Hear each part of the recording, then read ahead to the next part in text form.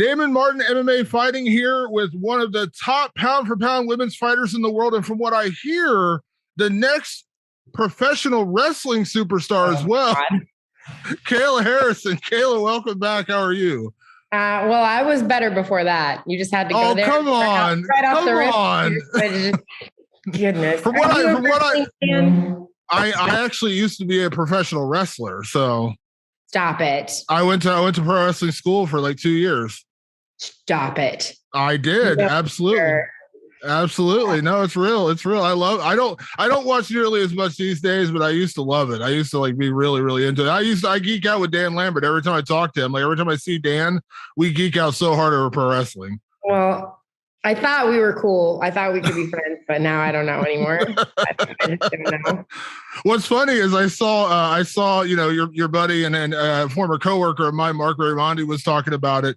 And I saw your manager, Ali, of course, the great Ali Abdelaziz, said you actually had WWE reach out to you already. Yeah. Yeah. So what happened? You tell me the story. I got to hear this story. Well, everyone just wants what they can't have. I think it's tale as old as time. No, I had talked to them prior to starting MMA. They were interested after the 2016 Olympics, but at the time I had just finished competing. I had lived out of a suitcase for 10, 12 years. And there are two things about it that I didn't like. Number one was, you travel 4 days a week for the shows. And number two was you weren't in control of your character. You didn't control the script. And I was like, at the time I was much more of I would say a kinder soul, not quite the heel that everyone has come to know and love. So I was like, no, it's not for me. But we'll see. It's sometimes you just got to give the fans what they want, huh? Yeah, I know. Well, I imagine now, you're a mom now, and I know, listen, I have nothing but the utmost respect for the performers who do it, but you're on the road so often. I can't imagine you would ever want to be anyone that want to be away from your kids for that long. No, I took the kids to Atlantic City. Like I was like, we're all going, so there's no way I would be able to travel that extensively. It's super important to me that I'm present for my kids' lives. I think that's the number one thing about being a parent is just showing up for them. Yeah, it's funny because as someone who is clearly not a big pro wrestling fan, you seem to have a lot of people who want you to do pro wrestling, though. That's what I mean. It's like, the problem is, and take this for what you will, but I'm just good at everything. So it's, no, I'm kidding. It's funny because in all seriousness, and I know you've been told this, but you are a national. Like it's crazy. Like when you went out there with Dan and those guys at AEW, like I was like, man, for someone. I don't know how anyone can say I'm a natural when I didn't do anything. Like if being a natural is just standing there and kissing your muscles and like flipping off the crowd, like that's not even me acting. That's just me being me. Whatever it was at work, because everyone's like, when are we going to see Kayla in pro wrestling? Honestly, I should get an award for that performance, right? Like it was next level. No, Absolutely. It was a lot of fun. I really enjoyed it. It was a great experience. Mostly just to see Dan, like, the nerd that he is, just like geeking out in the back, like pacing, practicing his lines and watching the storyline unfold and seeing all of it happen has been a fun experience for me. The fans, I really enjoyed the wrestling fans. I've had a little bit of back and forth with some of them since. I made some comments the other day and they're all like crapping all over me. And I kind of like, I'm just impressed with their diehard, attitude. I dig it. it. Yeah. I got to ask what they had the big pay-per-view. And I know a couple of people from ATT were there, Andre and Junior. And of course, Dan, what did you think of Dan's velour tracksuit? He gave me a sneak peek before the show. Like he just sent me a picture of the headband and he was like, are you excited or like more to come or something like that? And I was like, oh my God. But you want to talk about someone who's great at it. Look at him. He's just like, some people are born to, sing. Some people are born to dance. And Dan is born to be a fat guy in a velour suit. Just like, I'm glad that he's living out his childhood fantasy. Not everyone gets to do that in adulthood. So I'm happy for him. The nerd. What are the chances when you have your next fight that we could get Kayla Harrison walking out in a velour tracksuit? Is that possible with a headband? Is that possible? Never say never. I mean, I've definitely done crazier. Well, I don't know. I'm so serious about fights, but we'll see. We'll see. Yeah. So, Kayla, let me, of course, the big subject at hand is, of course, that you are the biggest free agent in sports. So I'll kind of start there after we get through all our pro wrestling talk, of course, is how are things going? I mean, again, you've got time. You're not in a rush. I mean, literally you just had a fight, a month ago. So it's not like you're, rushing to get into another fight next week, but where are we at right now in this whole free agency thing? Have you kind of been enjoying like the attention, the just everyone being interested in where you're going next? Like, where are you at right now? Yeah. I think that part of the reason I'm so successful and have been so blessed in my life is that I've never really stopped to smell the roses, and I've never been in a place where I'm like, okay, I can rest now, or okay, I'm done. The work is done now. Okay, take a break, Kayla. Even the night that I won my second Olympic gold medal, I woke up in the middle of the night, like with a panic attack, like, okay, what's next? And my boyfriend at the time was like, Kayla, stop. He was just like, you need to relax. Like you don't have to figure it out right now. So a big part of this for me has been kind of learning to appreciate the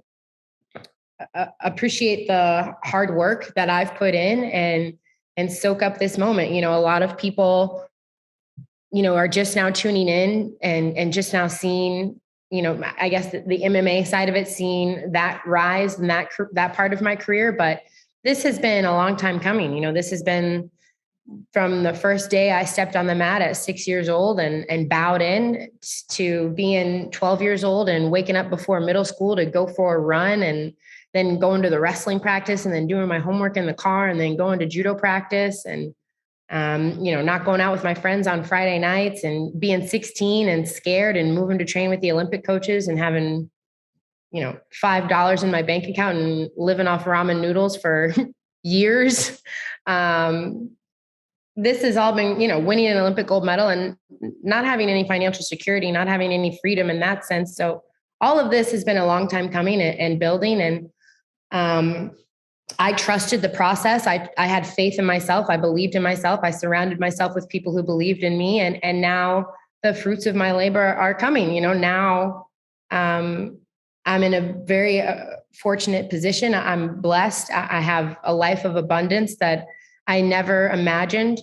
And I am enjoying it. I am super happy and at peace with it all, and really excited. I'm really excited for the next step in my journey, whether it's whatever it may be. I'm excited. I've been at training this week. I went to sparring yesterday just to let these kids know. No, I'm kidding. It's been a great time in my life, and I'm very much looking forward to the future. Very hopeful.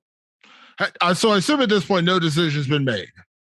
No decision. This is kind of the time too, where, I kind of have to put my trust and my faith in my team. I did the work. I showed up. I won in dominant fashion all year. I talked a little shit.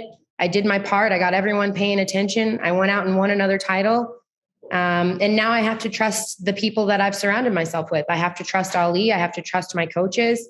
Because I know what I want to do. I know where I want to go, but it really comes down to what they think is best for me, and me having the patience or the wisdom to listen to them and do what they think is best. So, yeah. So I'll ask you, because I know you just can't wait to tell me the secret. What do you want to do? Where does Kayla Harrison want to go? I mean, I feel like I'm ready. I feel like I'm ready to fight anyone in the world. So whatever that means, not that I have no fear, but I have confidence despite the fear. I believe that, I've been putting in the work. I've been keeping my head down. I've been grinding. I've been staying true to who I am and the type of fighter I am, the type of person I am. And I believe that I'm ready. So whatever is the next hurdle or obstacle or whatever, I know that I'm gonna fly, I'm ready for that. I don't know, that this is the hard part, is like, everyone wants to know what the answer is, where I'm going, PFL, Bellator, UFC, et cetera, et cetera, et cetera. And I don't have an answer, because I'm staying out of it. I'm going to trust my coaches. I'm going to trust Mike Brown and Steve Mako and Anderson. And, Dan is a big advisor of mine, and Richie's an advisor of mine. And my coaches, Big Jim and Jimmy, are advisors. And Ali is the one out there, doing the work, talking to people, setting up, all of these meetings and things and this and that. And my job now is just to trust them. So if they say, Kayla, you should go here, that's what I'm going to do. If they say, Kayla, you should go here, that's what I'm going to do. It's I'm really in a beautiful position that I don't fight. Don't fight for money. Obviously, it's what makes the world go round. So, and I have 2 kids now who cost an arm and a leg, but so of course financial security is important, but it's not my main focus. My main focus is to pursue greatness. That's what gets me up in the morning. That's what keeps me up at night when I can't sleep. That's what haunts my dreams. I want to be the best at what I do in every area of my life. So my coaches know that. My manager knows that. They know who I am as a person. They know what I want to accomplish. And if they tell me, hey, we think this is the best path to get to that, then that's what I'm going to do. Absolutely. To that point, I know you did go to Bellator last week. We all saw you there. Of course, Cris Cyborg was in the main event. Kind of made sense for you to be there. How was that experience? And I know Scott Coker said afterward, he's going to talk to people. Of course, your manager, Ali, manages people in all different organizations. So I know he has a relationship with Dana White, Scott Coker. So I don't think there's any concerns there. But did you actually get a chance to meet Scott, or how was the Bellator experience? Yeah. We said hi at the event. I had actually met him one time prior. He came to ATT, I think, to see some of the fighters that were there. And I think he was working on a deal with Kyoji at the time, who was about to fight for the title. So I had met him, and he had watched me train before. And it was a great experience. I really enjoyed the night at Bellator. I enjoyed watching Cyborg go out and do what she does. I'm a fan of elite level competitors, and I'm a fan of greatness. I don't care if it's tennis or golf or basketball or fighting. When you get to watch the best in the world do what they do, that's a very special event. It's a very, very special thing. So I had a great time. I really enjoyed it. And yeah, everyone knows I would love to fight Cyborg. It's not a secret. I think that she would be a great test for me. Absolutely. She said, now I want to be clear here. I don't want to put words in her mouth. She had said something to the effect of, and by the way, she has said she has tremendous respect for you, but she said right now, something to the effect, and again, I don't want to misquote her, something to the effect of right now, more or less, you would get more from fighting her than she would get from fighting you in terms of name value. Now, I disagree, and let me tell you why. Absolutely nothing. I know I'm taking a shot, but I really don't mean this a personal shot. Sinead Kavanaugh had no business being in there with Cris Cyborg. She was on a 2-fight win streak. She's like 5-4 in Bellator. I don't know really what she was bringing to the table or anyone. And she was a 15-1 underdog. I can't remember what the numbers were, but ridiculous. Yeah. I disagree with the idea that, you need her more than she needs you, because she needs competition. And right now she just doesn't have a lot of that in Bellator. Yeah. Would you agree? Like, you are an important fight for Cris Cyborg. No, I don't. I think that she's right. I think that she's comfortable with what her legacy is at the moment. I think that she feels she has nothing left to prove, and there's nothing wrong with, I'm not dissing her for thinking that or feeling that way. She's been around the sport for a very long time. She's done a lot of great things. There's nothing, she should not feel bad about her career at all. Obviously that speaks for itself. Her body of work speaks for itself, but she's right. I do want to fight her, and I think I do need to fight her. And I'm the young, hungry, up and coming killer. That's, she's a trailblazer. She is, absolutely. But the only problem is I'm on that trail now, and I'm on her heels, and I'm coming for her. So maybe she doesn't need to fight me. Maybe she doesn't want to fight me. And that's why she's saying that. And that's fine too. But I'm going to pursue it with everything I have because I want to be the best. I want to be the greatest. That's it. Yeah. For the longest time, the two big fights that have been presented to you have been Cyborg or Amanda Nunes. Now, Amanda is in a much different situation because not only is she your teammate, but now she's a training partner. You guys share the same head coach. And I've talked to Mike Brown. I mean, when you talk to Mike Brown, I've known Mike for many years. Like, he could not speak more glowingly about you or Amanda. You know what I mean? Like, he loves both of you. I can't imagine there's a scenario where you'd really want to fight Amanda Nunes. Like, I understand it. And then the flip side of that is Dana White.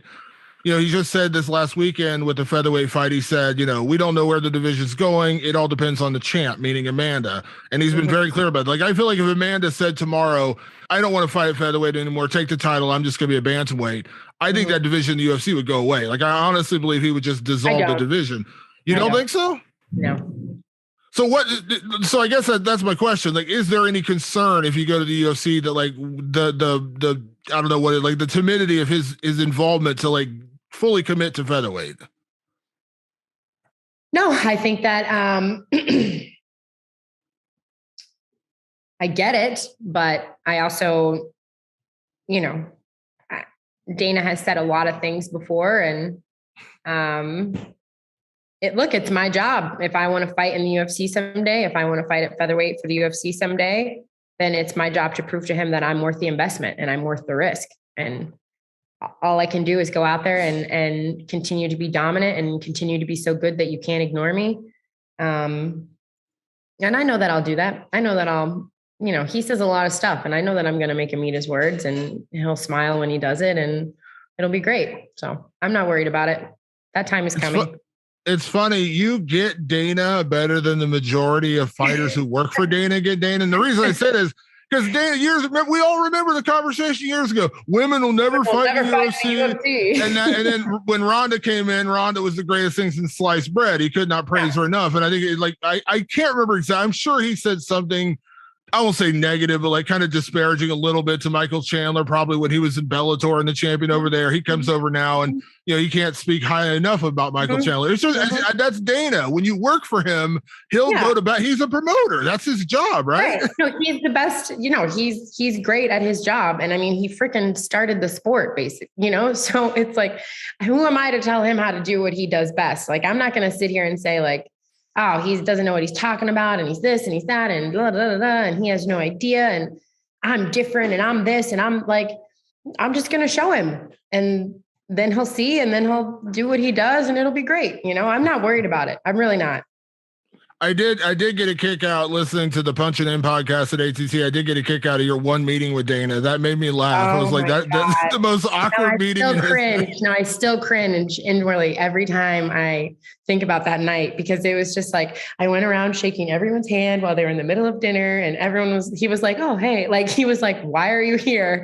And then like the person I was with at the time was a UFC fighter, and my buddy was like, he already fights for you. And Dana clearly had he was just like, all right, cool. Like, good for you, buddy. Like it was terrible. It was really terrible. What a terrible, anyways.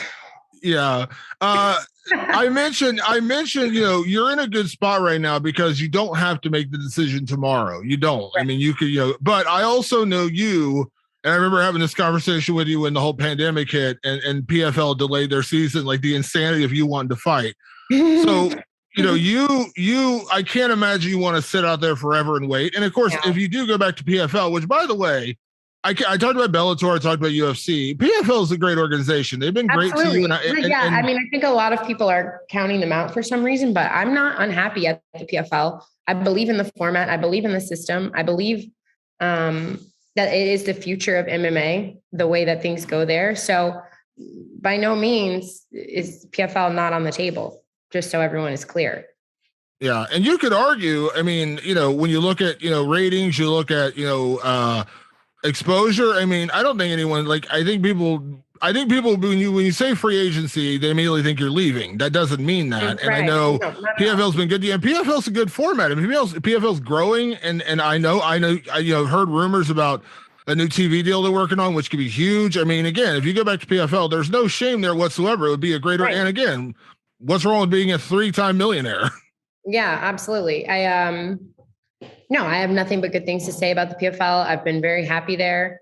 I know that they tried to get a deal done before the finals. It just didn't pan out the way some things were written. Ali wasn't pleased about, but I mean, it's, I have no gripes with the PFL. I just have to listen to my coaches. Where they think I should go is where I'm going to go. And I'm very fortunate that I think there have been some really great offers. I don't know. I don't know exactly how it works, but because I stay out of it, but life is good. That's all I know. Yeah. Ali, every time Ali calls me, he got a smile on his face. So I know that everything's okay. Yeah. You got the holidays coming up with kids. I can only imagine how insane that's going to be for you, but I'll ask you, do you in your own mind have a timeline of when you want to make a decision, not necessarily a decision in the contract, but because I know you don't want to sit out fighting wise. I know you don't want to sit out for 8-9 months. No. Yeah. I'm going to be, the kids and I are going home for Thanksgiving this week. We're going to Ohio to see all the family. We haven't been back since they moved in with me. So it's been a long time coming, with the pandemic and then fighting 4 times back to back to back. It was just impossible. So we're going to go home for a week. And then when we get back, I'm going to start training again. And, I'll be ready to fight at any time. So it won't be a matter of, she's going to shape it. I don't do that. I go to the gym and I get better every day and I stay ready. So I would love to have a new contract soon. Is it nice though?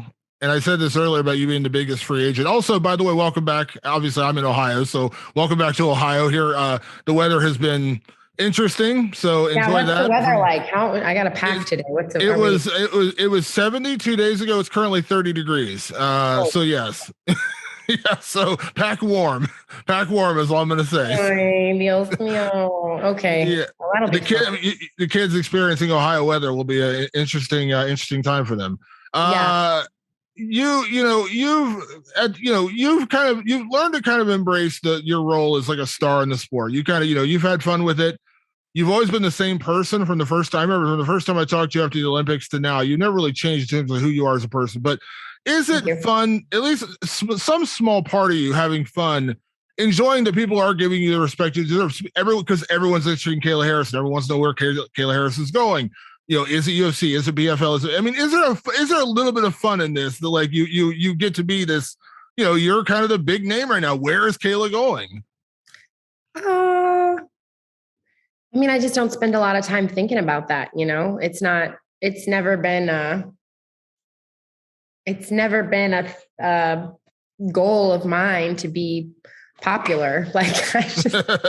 I'm not I don't know. I left high school in high school, so it's an honor, and I'm thrilled that I have made such an impact on the sport and stayed true to who I am and been able to, I guess, win people over to being on the Kayla Harrison side, or loving me or hating me, but just watching me. I think that that's a huge honor and a compliment to me. And it's also a huge responsibility. I think a lot about who's watching and the kids that are watching, or the future fighters that may be watching. And we have so many in MMA, we have so many kind of, I don't want to shit on anyone, but we have a lot of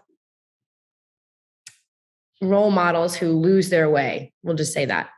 And maybe don't embody the spirit of martial arts and what martial arts is really about, which is integrity and discipline and self-confidence and self-defense and respect, and those are the things that I want to embody inside the cage and outside of the cage. That's how I want to live my life. It's been a way of life for me since I was 6 years old. So it's cool that everyone's paying attention, and now I just got to make sure that everyone is paying attention. I do my very best to be a leader and a role model that people can be proud of, and to leave behind a lasting legacy that makes the world a better place.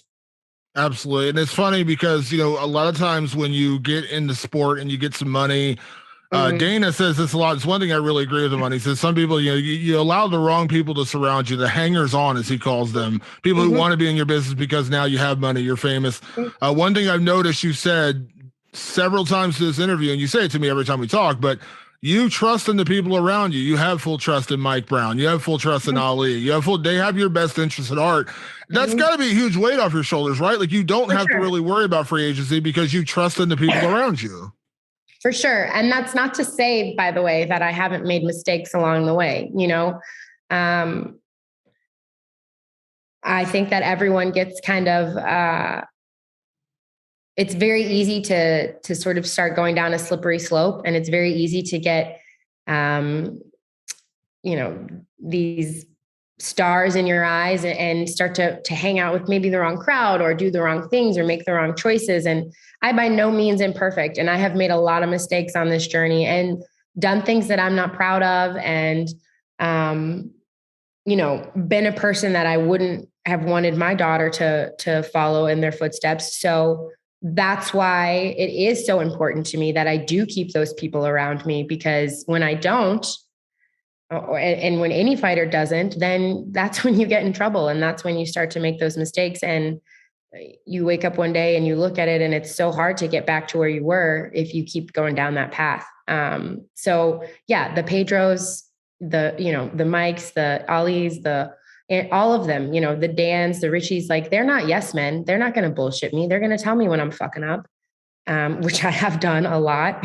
and the beauty of it is also that they're not going to turn their back on me if I do. They have seen me at my worst and they've stuck by me. And that's why they have my undying loyalty as well. You trust them, you're loyal to them, but I could see a little spark in your eye on that podcast. You were about ready to judo throw Richie when you talked about being team captain. I saw the spark in your eye. There's more developing with the team captain. I just got my Letterman jacket yesterday. It's getting captain embroidered on it. He's finally come around and understands that, captains they're born and made, and I'm born and made and bred. And that's what I'm meant to do. I'm meant to lead. Yeah. And I lead him. He follows me around like a little puppy dog, so cute. Well, Kayla, I look forward to wherever you, I think that's the cool thing about it. Wherever you go, we're going to watch. Oh, thank you. I appreciate that. I really do. So, whatever your decision ends up being, it's always fun to catch up with you, of course. Safe travels back here to Ohio, best state in the world still. Yeah, and I look forward to seeing wherever you fight next. And all I'm saying is, if you do end up wherever you sign, if you do end up walking out in the velour tracksuit, I want a little bit of credit. Just if I give you that spark of an idea, I'll just put you in the credit at the bottom. Yeah, for sure. You're gonna get credit. All right, Kayla, I appreciate the time as always. Oh, it's my pleasure. Hey, happy Thanksgiving, and I'm sure we'll catch up soon. All right. Absolutely. Talk to you soon. All right.